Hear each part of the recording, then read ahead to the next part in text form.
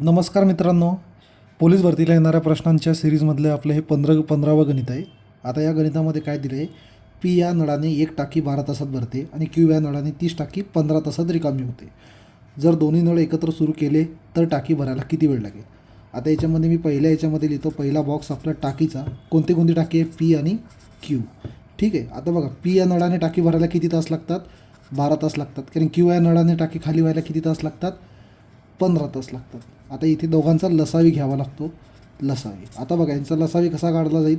आता 15चा पाडा बोलायचा, 15चा पाडा बोलायचा, 15 की 15, 15ला 15 नाही जात भाग आणि 15ने भाग जातो, 12 नाही जात. म्हणजे यांचा लसावी 60 येईल. 15 चौक 60. बघा, 60ला 12ने पण जातो आणि 15ने पण जातो. आता इथे प्रति तास वेग.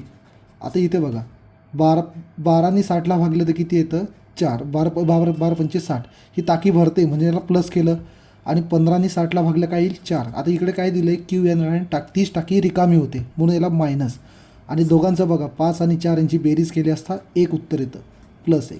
म्हणजे 1 तासामध्ये एवढी टाकी भरली जाते +1ने. आता बघा, एकूण काम किती आहे याच्यामध्ये, 60 आहे. आणि दोन्ही नळ चालू केले असता बघा, एवढ्या आणि 1 तासामध्ये एवढी टाकी भरली जाते. आता 60ला जर आपण 1ने भागलं तर उत्तर काय येतं, 60. म्हणजे 60 तास आपल्याला इकडे लागतील. आता ऑप्शन नंबर बघा, इथे 4 याचं उत्तर आहे.